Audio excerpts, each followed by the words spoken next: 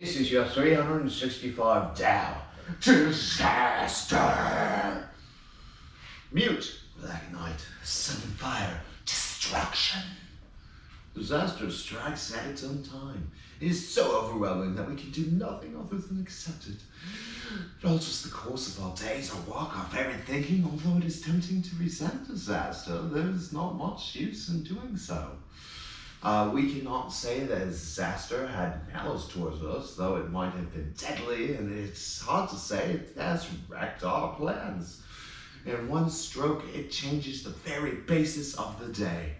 Disaster is natural. It is not the curse of the gods. It is not punishment. Disaster results from the interplay of forces, the earthquake from pressure on the earth, hurricane from wind and rain, and even the accidental fire from a spark. We must ask why in the wake of a great disaster. But we should not let superstition interfere with dispassionate acceptance. There is no God visiting down destruction. Disasters may well change us deeply, but they will pass. We must keep to our deeper convictions and remember our goals, whether we remain ash or become the phoenix. It is up to us.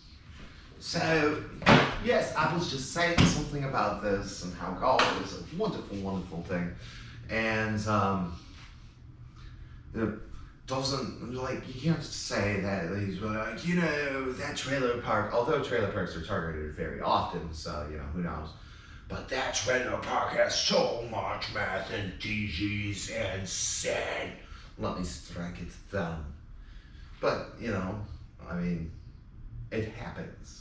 Natural forces beyond our understanding are dictated by the way that the planet does its thing, the way it survives and is in a homeostasis of sorts. We need this disaster so that we may regrow from the wreckage. Much like our lives and having to grow from the wreckage of our past, we become stronger, more accepting, more loving, more caring.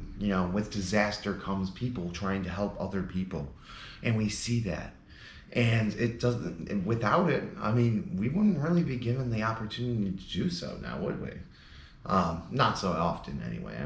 People are always going to need help, but it's just like people rise to that occasion. You get to see the wonderfulness of humanity through something that is utterly wrought with despair. So, take heed and be hopeful in such things. Have yourself a marvelous night.